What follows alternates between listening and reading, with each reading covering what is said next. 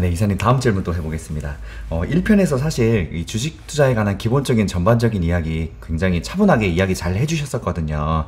이제 한 번 더 요청 이제 할 걸로 제가 부탁 한번 드렸어요. 먼저 우리가 항상 얘기하는 이유인데 주식 투자해야 하는 이유, 자본주의 시스템에서 우리 주식 투자자의 역할 이런 것들에 대해서 이야기 한 번 더 부탁드립니다. 네.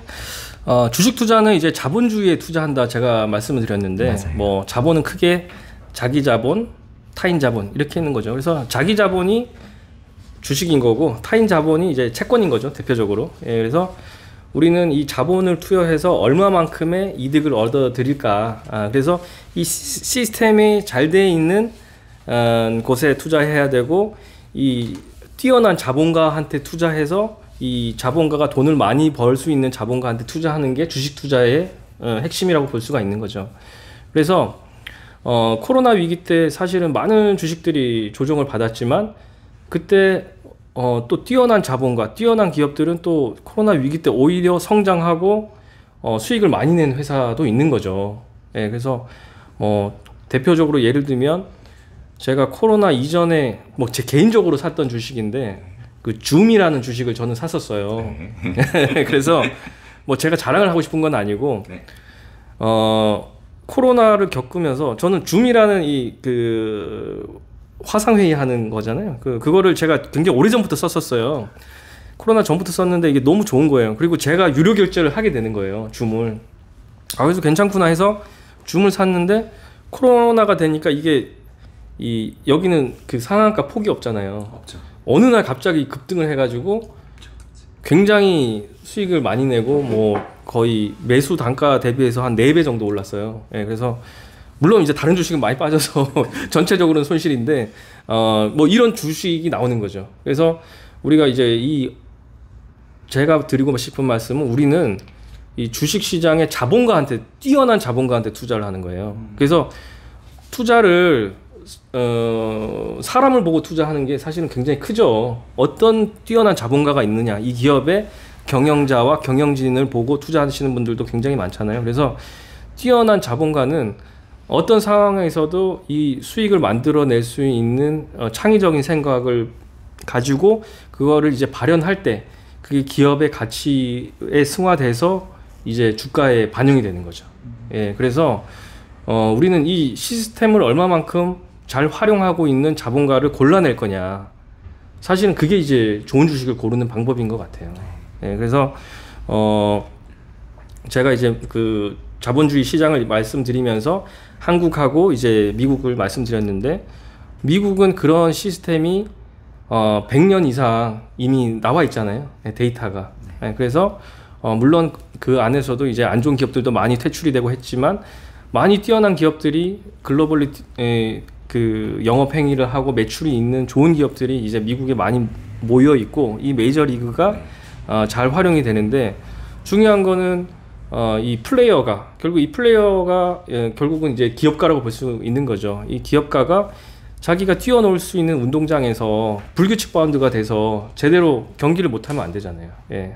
근데 그런 불규칙 바운드가 일어나지 않게끔 여러 가지 제도라든지 모니터링이라든지 뭐 서포트라든지 이게 잘 돼 있는 나라가 지금 미국 시장이기 때문에 미국 주식을 제가 계속 좀 말씀을 드리고 얘기를 드리는 겁니다. 그래서 어떤 경쟁력 있는 시스템, 자본주의 시스템을 가지고 있냐, 이게 장기적인 주식 투자의 성과를 굉장히 좌우한다. 저는 이렇게 말씀드릴 수가 있고, 그래서 어떤 특정한 종목을 이제 투자한다기보다는 이 시스템, 자본주의 시스템이 건전한 곳에서 장기 투자했을 때 우리가 얻어갈 수 있는 소득이 더 크지 않을까, 이렇게 생각합니다. 특히 초보자이실수록 특정 종목을 고르는 건 너무 어렵잖아요. 그래서 이런 쪽에 좀 더 포커스를 맞추면 큰 틀에서 우리가 투자에 좀 더 성공하는데 가까이 갈 수 있다, 이렇게 생각하고 있습니다.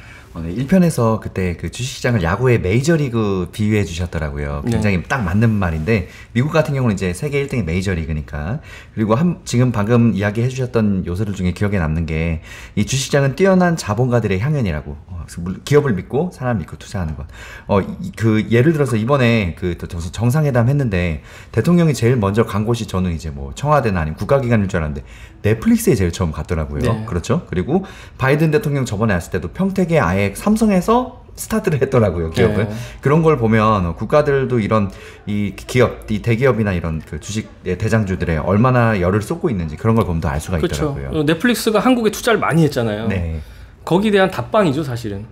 예, 그래서 당연히 지금은 뭐 국가 정상들이 비즈니스 외교잖아요. 예, 그 국가의 그 산업, 국가의 뭐 GDP를 올릴 수 있는 그런 그 외자 기업, 해외 기업들에 대해서 좀 더 우호적으로 해줘야 될 수밖에 없는 상황이고, 그런 측면에서는 당연히 이제 뭐 어떤 정상이든 그 기업의 정치인보다는 기업인들을 먼저 만나는 지금 상황이 됐잖아요. 그래서 세계가 지금 다 연결이 됐기 때문에 앞으로도 좀 더 그런 쪽으로 이제 한국에 많이 투자해라. 그리고 이제 요번에 테슬라도 방문하셨잖아요. 예, 그 얘기도. 그리고 한국에 그 기가 팩토리가 들어오면 얼마만큼 한국에 또 인프라가 더 커지겠습니까? 예, 그런 측면에서 봤을 때 당연히 국가 정상이 해야 되는 그런 일을 하신 거고, 그러니까 테슬라의 기가 팩토리가 예를 들어서 뭐 중국에 있지만 중국에 확장해서 한국에 이게 들어온다면 경제적인 우리나라의 GDP를 키울 수 있는 큰 이제 초석이 또 되는 거잖아요. 예, 그런 측면에서 좀 괜찮은 것 같습니다. 예. 네, 다음 질문 또 해보겠습니다. 그 1편에서 제가 1편 영상을 저는 편집하느라고 수십 번씩 보잖아요. 네. 이 중에 제일 많이 해주셨던 단어가 있더라고요. 뭐냐면요, 바로 투자 전략이에요. 네. 그 투자에 대해서 전략을 세우는 일을 진짜 많이 해주셨는데, 상황에 따라서 자신에 맞는 투자 전략, 이런 것들이 중요한 이유에 대해서 한 번 더 이야기 한번 부탁드립니다. 그 예측을 너무 많이 하시려고 한다. 그러니까 제가 이제 좀 답답한 부분이 그거예요. 그러니까 주식 시장을 예측하고 주가 지수를 예측을 누구나 하고 싶지만, 이제 그거를 통해서 돈을 벌려고 하는 것보다 내가 전략을 잘 만들면 충분히 내가 장기 성과를 잘 낼 수 있는데, 전략에 대해서는 고민 안 하고 예측만 하는데, 불가능한 걸 가능하게 하는데 너무 많은 시간과 노력을 뺏고 계시고, 거기에 맞는 또 다양한 유튜버들의 이제 뭐 이코노미스트나 전략가들의 얘기를 듣고 계신데, 이분들이 맞다는 보장이 없잖아요. 그러니까 예측에 대한 그 정력을 쏟지 마시고 투자 전략에 만드는데 전력을 쏟으시면 충분히 뭐 장기 투자로 성공을 하실 수가 있고, 퇴직 후에 많은 뭐 연금 자산을 만드실 수도 있죠. 지금 연금 자산 잘 굴리시면. 그래서 그런 측면에서 제가 제일 안타까운 부분이 뭐 투자 전략에 좀 만드는데 좀 집중을 하시고 투자의 가이드라인을 만드셔라, 이렇게 말씀을 드린 바가 있죠. 그래서 투자 가이드라인을 만드시라고 말씀드렸는데, 말씀드리고 보니까 이게 너무 또 어려운 얘기를 드린 것 같기도 해서 쉽지가 않거든요, 가이드라인을 만드는 게. 그래서 내가 가이드라인을 만들기가 좀 어렵다, 이런 분들은 가이드라인을 가지고 있는 회사, 뭐 예를 들어서 뭐 자문사 저희 같은 데가 될 수도 있고, 아니면 가이드라인을 아예 그냥 왁구로 만들어서 이제 뭐 판매하는 그런 회사가 될 수가 있을 텐데, 그런 데다가 초창기에 좀 가이드라인을 좀 공유해서 좀 배워가면서 자기만의 이제 가이드라인을 또 따로 만드시는 것도 괜찮을 것 같아요. 그래서 전략에 많이 집중을 하시고, 이 전략 외에 시황 또는 이 예측, 예측은 항상 틀립니다. 그렇죠.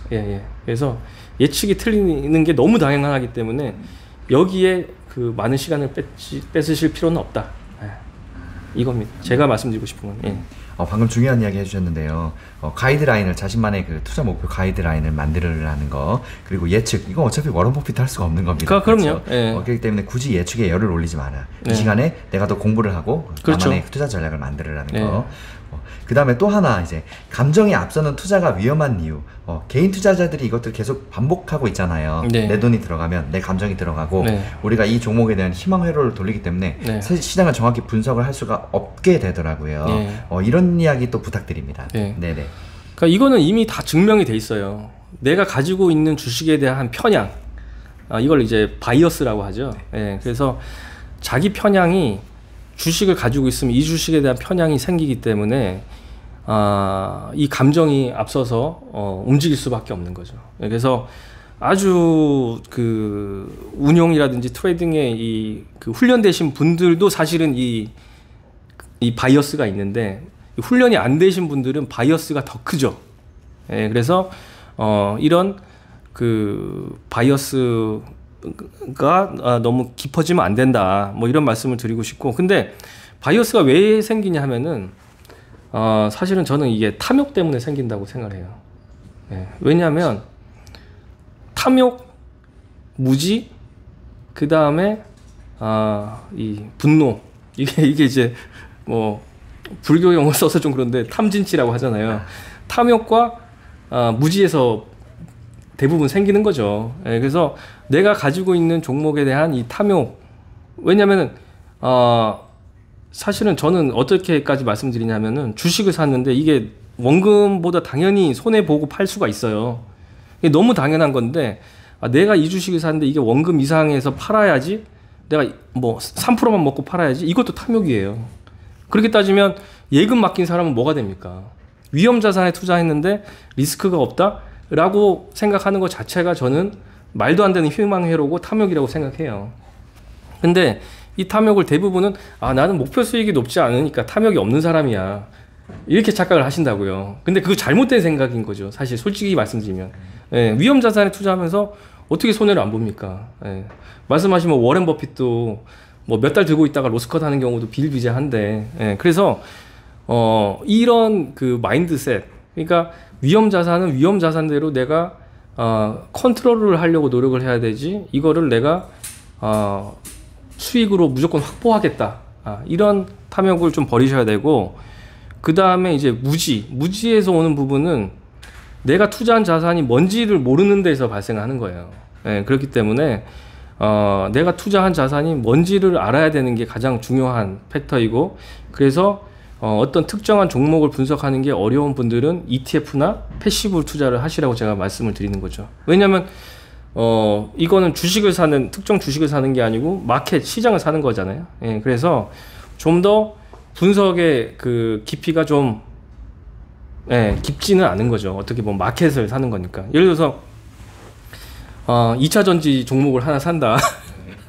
2차 전지 종목을 사면은 사실은 2차 전지에 분석할 게 얼마나 많아요. 근데 2차 전지 얘기하는데 웃음이 나온다. 그래서 2차 전지 사면은 뭐 음극재, 양극재, 뭐 분리막, 뭐 저보다 더 많이 아실 거예요. 2차 전지 요즘 다 전문가가 되시잖아요. 진짜로 웬만한 투자 자문회사 그 이사님 대표님보다도요. 더 많이 아실 거예요. 저보다 일반인들이 더 많이 아실 더 거예요. 많이 아실 거예요. 근데 뭐 미국 IRA도 알아야 되죠. 그죠? 뭐 그 전 세계 돌아가는 이 지금 칩 산업이라든지 뭐 이 전기차에 대해서도 이해를 해야 되죠. 뭐 다 알아야 되잖아요. 근데 그거 어떻게 다 알겠어요, 사실. 그러니까 그거를 알려고 노력하는 시간에 뭐 ETF를 연구해서 ETF를 투자하시는 게 훨씬 더 실패 확률도 적고, 이런 스트레스에서부터 좀 줄일 수 있는 거죠. 스트레스를 없앨 수는 없는데, 그래서 감정을 없앨 수는 없죠. 근데 감정을 컨트롤 할 수 있는 나의 영역이 어디까지인가, 내 깜냥이 어디까지냐, 나를 너무 과대평가하면 안 되는 거죠, 사람이. 그래서 나는 이 정도의 스트레스만 테이크할 수 있어, 그러면은 그 정도까지만 하시고, 나는 이 정도 스트레스도 나는 할 수 있어, 그러면 좀 더 이제 과감하게 개별 종목도 하실 수 있는 거죠. 그래서 일단 자기 자신을 알아야 돼요. 자기 자신이 어디까지 참을 수 있느냐. 근데 그거 모르고 이제 막 하시면은 이제 밤잠도 못 주무시고 얼마나 또 스트레스입니까? 돈은 돈대로 까먹고 스트레스는 스트레스. 그러니까 그런 탐욕의 정의가 굉장히 저는 좀 위험 자산을 위험 자산대로 바라봐야 되고, 자기의 수준이 일반 수준이라고 생각을 해야 되는데, 그거 이상을 기대하는 게 탐욕인 거죠. 그러니까 내가 노력한 거 이상 기대하는 게 탐욕인 거예요. 쉽게 말씀드리면. 나는 매일 운동도 안 하는데 뭐 100m 12초에 뛰겠다고 생각하는 것 자체가 탐욕인 거죠. 그래서 그렇게 받아들이시면 되지 않을까 싶습니다. 네, 방금 중요한 이야기 몇 가지 해주셨는데요. 탐욕, 무지, 플러스 분노까지. 이거를 잘 우리가 다스려야 주식 투자를 올바르게 할 수 있는데, 사실 제일 어려운 부분입니다. 그렇죠. 그리고 이 감정을 컨트롤할 수 있는 영역에 대해서 이야기해 주셨고 또 하나 지금 방금 자기 자신을 잘 알라고 했는데 1편에서 마지막에 이제 우리 그 투자에 대해서 말씀하실 때 제일 존경하는 인물이 이순신이라고 하셨잖아요. 자기 자신을 알아야 적을 이길 수 있고 이순신 장군 같은 경우는 이제 싸울 때도 자기 자신 안에 자기가 다 이길 수 있는 울타리와 환경 여건을 다 만들어 놓고 그렇죠. 이기기 위해서 싸움을 시작한다는 거. 그렇죠. 우리가 주식을 이렇게 하려면 이제 감정보다 컨트롤을 잘 다스려야 한다는 말씀이시죠. 예, 맞습니다. 네, 알겠습니다. 다음 질문 하나 더 해볼게요. 1편에서도 또 전문가의 이야기를 구별해낼 수 있는 안목이 필요하다고 하셨는데 요즘 사실 방금 우리 2차전지 얘기도 있고 얘기했잖아요. 2차전지 같은 경우는 뭐 투자 자문회사 같은 이런 전문가들보다도 요즘 네티즌들이 더 많이 하신다고 더 많이 공부를 워낙 많이 할 수 있는 수단이 있으니까 그런데도 불구하고 남의 말만 듣고 투자하는 게 왜 위험한지 그래서 전문가들의 이런 이야기들을 어떻게 우리가 구별해야 될지 이런 이야기 또 부탁드립니다. 전문가가 뭔가 정말 좋은 해답을 제시할 수 있는 사람이 없죠. 예, 그러니까 이게 없다고 보시면 됩니다. 일단. 그렇죠. 워런 버핏도 그러니까 전문가라고 해서 일반인보다 특출나게 뛰어난 사람은 아닌 거죠. 그냥 전문가라고 해서 뭔가 경험이 많고 이제 지식의 폭이 넓고 그 다음에 어떤 이런 과거의 케이스 스터디를 통해서 어떤 좀 더 근사한 해법을 연구해서 뭔가 제시할 정도일 뿐이지 정답을 갖고 있는 전문가가 없어요. 근데 어떤 전문가들은 보면은 3분기에 주가가 급락할 거다, 4분기에 주가가 급락할 거다, 거의 예측이 아니고 예언처럼 이렇게 얘기하시는 이제 전문가들도 있고 하신데, 그러니까 이런 분들의 말씀하시는 이 뒷 배경의 논리를 저도 들어요. 그러니까 저는 이분의 예측을 듣는 게 아니고 무슨 논리로 이렇게 얘기하시나, 이래서 저도 당연히 이제 다른 분들 전문가 얘기도 듣고 하는데 사실은 마음은 열어놔야 되죠. 전문가 이분 저분 얘기는 다 들을 수 있는데 결국은 제가 앞서도 말씀드렸듯이 우리가 수익을 낼 수 있는 거는 자기가 가지고 있는 투자 전략을 잘 만들어서 수익을 낼 수 있는 거지 예측을 잘해서 수익을 낼 수 있는 게 아니거든요. 그래서 이 전문가의 조언은 다양하게 이제 매치가 있으니까 들으시는 건 좋고 취사 선택하실 수 있는데 중요한 거는 자기의 이 기준을 만들어 놓고 거기서 이 전문가의 논리가 합당하면은 그거를 이제 내가 차용해서 어느 정도 이제 투자에 반영할 수 있게끔 이렇게 이제 꾸준히 이제 가시면 되고 전문가 중에서 사실은 이 시장의 공포를 조성하시는 전문가들이 좀 있으세요. 그러니까 시장이 급락한다,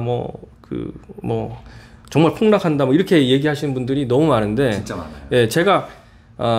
제가 좀 사람이 긍정적이라 그런지는 모르겠는데, 제가 1월 2일 날 올 때 그때 폭락했다가 반등하는 날이었잖아요. 근데, 사실은, 주식시장은 51대 49로 상승합니다. 그렇죠. 지금 우상에 해왔습니다. 그래서 51을 믿는 거죠. 그러니까 큰 틀에서 이 과거에 이제 계량적으로 통계적으로 나온 수치를 믿는 게 근거인 거예요. 그러니까 제가 아까 말씀드린 탐진치를 최소한 줄이는 법은 전문가라고 하면 그리고 이제 제 개인적인 경우에는 이런 수치를 믿는 거예요. 예를 들어서 제가 미국 시장 투자하세요, 좋습니다. 이것보다도 1920년대부터 이미 S&P 500 지수가 있었거든요. S&P 500 지수라는 게 100년이 됐는데 거의 이 기간 동안 S&P 500이 연에 10% 나왔습니다. 이거잖아요. 그러니까 이 정도의 이제 장기적인 데이터라든지 확신을 가지고 우리가 이제 접근은 해야 되지. 그게 아니고 미국이 지금 갑자기 이제 뱅크런이 나와서 위험하다. 당연히 위험할 수 있죠. 근데 그거보다도 그렇기 때문에 항상 기회는 있잖아요. 제가 말씀드린 뛰어난 자본가는 항상 세상에 존재하고 있잖아요. 맞아요. 넷플릭스, 줌 같은 주식이 사실은 그 코로나 위기에 더 많이 올랐잖아요. 더 많이 부각을 받고 더 커지는 거잖아요. 그래서 이런 뛰어난 자본가들이 생존에 있는 한 주식시장은 항상 기회가 있다. 저는 이렇게 생각을 합니다. 방금 이야기해 주셨던 거 지금 말씀하니까 제가 갑자기 기억이 나는데 그 1편에서 저거 얘기해 주셨었어요. 누님 여러 개 종목 투자했는데 야 나한테 맡겨라. 그러니까 너를 못 믿고 투자하니. 근데 나를 믿지 말고 내가 운영하는 이 시스템을 믿으라고. 주식 투자는 이렇게 해야 된다고. 그 얘기 갑자기 기억이 나네요. 맞습니다. 네, 알겠습니다. 네. 네, 다음 질문 또 해볼게요. 네. 주식 정말 기본적인 질문. 우리가 주식시장에 장기 투자해야 되는 이유에 대해서 한 번 더 이야기 부탁드립니다. 네, 손실 확률이 떨어집니다. 예, 장기 투자하면은 우리가 그 주식이라는 게 항상 그 변동이 크죠. 변동이 큰 시장이 주식 시장인데 우리가 장기 투자를 했을 때 손실 볼 수 있는 확률은 급격히 떨어집니다. 예를 들어서 S&P 500 지수가 1926년부터 지금까지 있는 거잖아요. 그래서 26년부터 지금까지 이렇게 그 끊어놓고 봤을 때 우리가 10년 투자하면은 S&P 500 지수를 26년부터 지금까지 10년 투자하면은 손실 확률이 간혹 나와요. 간혹 나오는데 20년 투자하면은 손실 확률이 제로입니다. 그리고 30년 투자하면은 최악의 30년 구간이 플러스 850%예요. 850%? 예, 최악의 30년 구간이. 네. 예, 예. 그리고 지금 23년 기준으로 최근 30년의 S&P 지수의 연환산 수익률이 9.8%입니다. 예, 거의 10% 가까이 되는 거죠. 근데 우리가 돌이켜 보면은 이 최근 30년이라는 거는 이 굉장히 많은 이벤트가 있었죠. 그래서 뭐 97년 우리나라 외환 위기도 있었고, 그게 뭐 외환 위기 한국에만 있었던 게 아니라 전세적인 임팩트였죠. 그 다음에 2000년도 초반에 닷컴 버블이 있어서 그때 기술주들이 엄청나게 폭락을 했었죠. 그 다음에 2001년에 이제 9.11 테러가 터졌죠. 예, 9.11 테러는 정말 아무도 예상 못한 임팩트였죠. 그렇죠. 그러면서 주식시장이 크게 조정을 받았고, 그 이후에 이제 아프간 전쟁이 있었고요.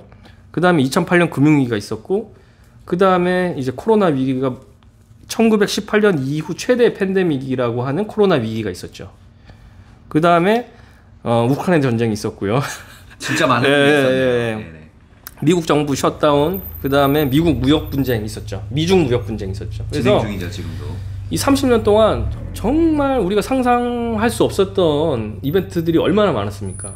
이 이벤트들이 너무너무 많고, 어떤 거는 상상을 했겠지만 어떤 건 상상 못하는 그런 이벤트들이 있었는데 연환산 9.8%의 수익률을 S&P 500 지수는 줄 수 있는 거죠. 네, 그래서 우리가 장기 투자해서 이 사실 마켓 타이밍을 우리가 정확하게 예측할 수 있으면 정말 저점에 사서 고점에 파는 이런 전략을 할 수가 있는데, 그걸 모르는 거죠.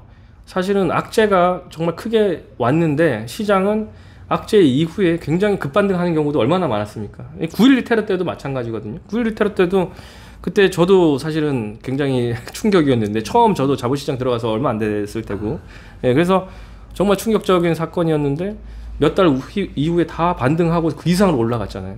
예, 그래서 2002년 굉장히 불장이었고, 그때 뭐 삼성전자 엄청 많이 올라갔죠, 2002년. 그랬는데 결국은 이런 이제 그 시장의 악재가 올 때마다 제가 아까 말씀드렸잖아요. 뛰어난 자본가가 이 시장을 일으켜 세워주는 거죠. 예, 그래서 우리는 자본주의 시스템을 믿고 투자하는 거기 때문에 장기 투자를 해야 되고, 이렇게 장기 투자를 해야 되는 이 시장은 정말 자본주의가 잘 움직이는 시장에서 장기 투자를 해야 된다. 예, 그게 제 생각입니다. 방금 또 여러 가지 그 이슈들 이야기해 주셨는데, 와, 역사적으로 전쟁이나 진짜 이런 큰 리스크들이 진짜 많긴 많았네요. 그 참고로 그 9.11 테러 때 그 장이 4일인가 아예 쉬었다 그러더라고요, 시장이. 미국은 쉬었고요. 네네, 미국이 쉬었다 예, 그러더라고요. 예, 한국은 그 했었어요. 했었고, 제가 이제 그때 그 옵션을 하고 있었어요. 네. 파생 상품을 하고. 제가 원래 전공이 파생 상품이거든요. 네, 어렸을 때 이제 파생을 했었는데, 그때 뭐 풋옵션 같은 경우 이제 막 몇십 배, 뭐 몇백 배 이렇게 났었죠. 예, 갑자기 이제 만기일 전날 이렇게 급락을 하다 보니까 이제 그런 쪽에서 사고도 터졌었고. 네네. 싸게 샀던 사람들은 이제 큰 수익을 또 받고. 그렇죠. 예, 그래서 뭐 옵션을 하시라 뭐 이런 얘기는 아니고 절대로. 그렇죠. 네. 예, 그래서 정말 그 예측 못하는 이벤트가 발생해서 그때 연준이 사실은 갑자기 금리 내리는 거죠. 그러니까 금리라는 게 요즘은 딱 그 회의 FOMC 미팅에 금리를 내잖아요. 네. 예전에 그때는 이제 앨런 그리스펀이 의장이었었는데, 그때는 막 갑자기 금리를 내릴 수밖에 없는 거죠. 예. 이슈가 크니까. 이슈가 크면 집에 퇴근하다가 금리 내려요.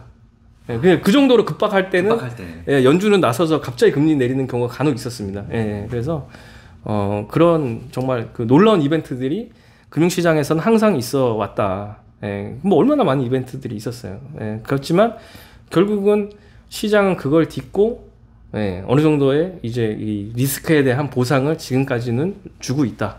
예, 그러니까 요런 큰 틀을 이해를 하시고 이제 투자를 하셔야 되지 않을까. 그래서 마켓 타이밍을 누구나 맞추고 싶지만 그게 너무 어렵기 때문에 장기 투자를 해야 된다. 그래서 워렌 버핏도 인터뷰할 때 누가 물어봤어요. 아니 지금 장이 안 좋을 것 같으면 좀 팔았다가 나중에 더 사시면 되지 않냐고. 예, 그랬더니 이제 그 사회자한테 굉장히 혼내죠.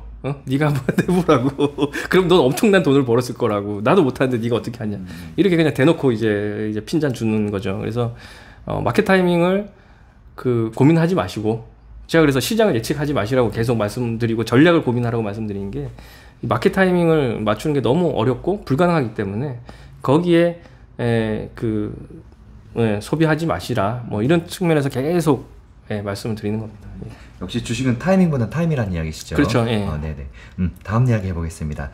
이사님, 우리 아까 처음에 소개를 안 했다. 이사님도 유튜브 사이트 하고 계시잖아요. 네. 머니볼 ESG. 아니 저는 주기적으로 이제 어떤 영상을 올리시는지 네. 워낙 공부도 많이 되고 개인적으로 정말 공부가 많이 되고 있거든요. 네. 그래서 이번에는 영상에서 이사님 유튜브 채널에서 했던 이야기를 한 번 더 이야기해 주셨으면 하고 그 영상들 좀 제목을 좀 갖고 와봤어요. 예. 이사님 유튜브 소개 한번 해주시겠어요? 이사님 운영하시는 유튜브. 예. 뭐 제가 이제 조금 제가 하고 싶은 얘기를 담고 싶어서 이제 유튜브를 하는 거고요. 제가 뭐 자문사에 소속이 돼서 이제 자문도 드리지만 기본적으로 이제 투자에 관해서 어렸을 때부터 굉장히 이제 뭐 심취해서 뭐 다양한 투자를 저는 해봤거든요. 그래서 아까 뭐 선물 옵션 얘기도 드렸지만 선물 옵션부터 해서 정말 뭐 다양하게 해외 자산도 해보고 했는데 그런 아이디어를 조금 같이 공유하는 정도 수준에서 제가 이제 편안하게 올려요. 그래서 뭐 편집도 안 하고 뭐 이게 자막도 없이 그냥 날것으로 제가 생각하는 부분을 이제 간혹 올리는데 뭐 좋아하시는 분들은 계속 좀 봐주시기도 하고, 그래서 뭐 저는 그냥 저의 편안한 이제 공유한다 생각하고 지금 하고 있습니다. 예, 그래서 열심히 하고 있지는 않아요, 사실. 예. 그래서 지금 공유를요 같이 해보자고 해서 제가 이제 질문을 갖고 와봤어요. 예. 유튜브에서 했던 이야기를 한 번 더 해주셨으면 좋겠는데, 예. 시장은 효율적이다라는 영상이 있더라고요. 어떤 이야기들 담겨 있나요? 시장이 이건 뭐 그냥 경제 이론에 있어요. 이 재무 이론에 뭐 효율적 시장 가설이라고 해서 이 시장 자체가 효율적이다. 이 얘기는 뭐냐면은 내가 어떤 주식을 공부해서 초과 수익을 낼 수 없다라는, 어떻게 보면 굉장히 우울한 이론이죠. 예. 그래서 시장이 왜 효율적이냐? 왜냐하면 우리가 이제 주식시장에 나와 있는 종목들은 대부분이 아니라 의무적으로 공시를 하고 새로운 뉴스들이 나오면 다 뜨잖아요.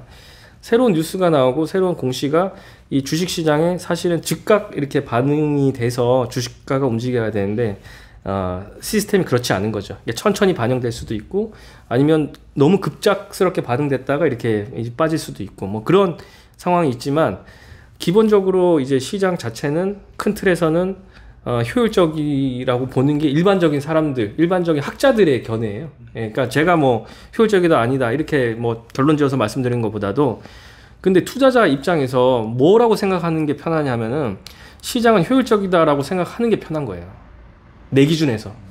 그러니까 어떤 시장이 비효율적이다라고 생각하면은 그 관념에 사로잡혀서 비효율성만 계속 찾아가는 거죠. 근데 시장은 그렇지 않아요. 예를 들어서 삼성전자라는 주식이 있는데 얼마나 많은 플레이어들이 있습니까? 삼성전자를 사는 사람들이 뭐 개인 투자자들도 있고 뭐 자문사도 있을 거고 운용사도 있을 거고 외국인 헤지펀드 매니저도 있을 거잖아요. 연기금도 있을 거고요. 그리고 이 애널리스트 중에 삼성전자를 좋게 보는 애널리스트도 있고 안 좋게 보는 애널리스트도 있고 얼마나 많아요. 이 모든 사람의 이 생각이 이미 반영된 게 지금 나와 있는 삼성전자의 가격 63,000원 그렇죠. 이렇게 나오는 거죠. 네네. 그러면 이 자체를 우리가 인정을 해줘야 된다는 얘기죠. 어떤 애널리스트가 나와서 나는 이게 63,000원이 너무 싸다, 69,000원이다. 근데 이 사람의 생각도 이미 가격이 반영이 돼 있다는 거죠. 그래서 제가 뭐 전문가 얘기를 너무 맹신하지 말라고 말씀드린 것 중에 하나가, 사실은 그 사람들의 의견이 다 반영된 게 지금 가격인 거예요. 마켓 프라이스잖아요. 마켓 프라이스. 그래서 마켓 프라이스가 있는 종목은 시장의 효율성으로 어느 정도 다 반영된 가격이기 때문에 이 가격을 그대로 믿고 우리가 생각을 해야 되지, 어떤 특정한 사람이 정말 뛰어난 전문가가 있겠지만 그 전문가는 어떤 특정한 부분을 더 깊이 있게 봐서 이게 뭐 높다 낮다 이렇게 결론을 지어서 말씀을 하실 뿐이지, 이미 이 가격 자체는 효율적으로 형성이 돼 있다. 이 마인드셋이 투자자 입장에서는 더 효율적이다 이렇게 생각이 듭니다. 예, 그래서 제가 이제 시장은 효율적이라는 기본 가정을 가지고 접근을 하시라고 지금 말씀을 드리는 거죠. 예, 그러니까 시장이 효율적이지 않고 정말 뛰어난 천재가 나와서 뭐 이거 한다? 물론 그 사람이 어느 정도 성공할 수도 있죠. 이게 캐스절인데 그게 맹신할 수 없다. 왜? 효율적인 가격이 이미 나와 있기 때문에. 예, 그러니까 마켓 프라이스를 무시하면 안 된다는 거죠. 예. 네. 그 시장에 있는 가격 형성이 된 건 다 이유가 있다는 거. 그렇죠. 네, 예, 예. 알겠습니다. 다음 질문 해볼게요. 그 또 영상에 변동성은 다운, 수익률은 업. 그러니까 변동성을 줄이고 수익률을 높이는 법에 대해서 이야기해 주신 것 같아요. 네, 예. 저 이 영상 되게 좋게 봤는데. 아, 그러세요? 어떤 이야기를 해주셨나요? 이게 좀 세계관을 말씀드리면 좀 긴데. 저희는 지금 분량을 많이 뽑아내야 되기 때문에 1시간 얘기해 주셔도 돼요. 밤에 저녁 먹을 것 같은데. 예. 이게 좀 저도 배워서 좀 제목을 자극적으로 썼습니다. 잘했습니다. 유튜브는요, 썸네일 싸움이에요. 자극적으로 해주셔야 됩니다. 뭐 이렇게 할 수 있다라는 게 아니고 이거를 추구하는 전략이 있다라는 거죠. 그러니까 변동성을 줄이면서 수익률을 올릴 수 있는 전략, 이게 이제 뭐 대표적으로 이제 제가 그 로우볼 전략을 말씀드리면서 이 영상을 찍었어요. 근데 이 로우볼 전략이라는 게 사실 이것도 굉장히 오래전부터 있었던 전략이에요. 1970년대에 이미 나왔던 전략이에요. 그때부터 지금까지 계속 이제 이 전략 가지고 다양한 ETF들이 이미 나와 있어요. 예, 그래서 한국에서도 이 로우볼 전략 ETF가 4개가 상장이 돼 있고, 예, 하나는 제가 이제 상장시킨 ETF예요. 예, 그래서 굉장히 좀 애착이 있는 전략인데, 이 로우볼이라는 이 컨셉 자체가 이 주식을 이렇게 변동성 기준에서 보면은 변동성이 높은 주식을 아무래도 사람들이 좋아하죠. 예. 어떤 종목인지 말씀 안 드려도 아실 거예요. 그러니까 뭐 예를 들어서 뭐 나스닥으로 치면 테슬라 같은 종목을 좋아하시는 거죠. 그리고 변동성이 낮은 종목이 있을 거예요. 이거를 이제 카테고리를 나눠서 뭐 10%, 20% 변동성 기준에서 이렇게 카테고리를 나눌 수가 있죠. 근데 변동성 낮은 종목을 가지고 이렇게 포트폴리오를 이렇게 유지를 했더니 변동성 높은 종목을 가지고 포트폴리오를 유지하는 것보다 수익률이 더 좋은 거죠. 네, 이게 장기 성과를 이렇게 보면. 그래서 이게 이제 하나의 이제 뭐 이 통계적으로는 이제 어노말리라고 해서 약간 효율적이지 않은 거죠. 아까 제가 효율적인 시장이라고 말씀드렸는데 비효율성을 사람들이 좀 찾아낸 거죠. 그래서 이게 좀 비효율성이 이런 데 있네. 변동성이 높은 종목이 당연히 지나고 보니까 수익률이 안 좋고 변동성 낮은 종목이 더 좋으면 이거의 비효율성을 찾아낸 거잖아요. 그렇죠. 예, 그래서 이런 어프로치에 전략들이 있다. 전략이 있다. 이게 이제 로우볼 전략이고, 그러면 이게 왜 그렇게 됐을까? 사람들이 변동성 높은 종목을 좋아하는 거예요. 네, 테슬라 같은 종목을 좋아하기 때문에 이 테슬라는 너도 나도 다 관심이 있고 쳐다보고 매매도 하고 하기 때문에 이미 테슬라는 고평가 돼 있을 확률이 높은 거죠.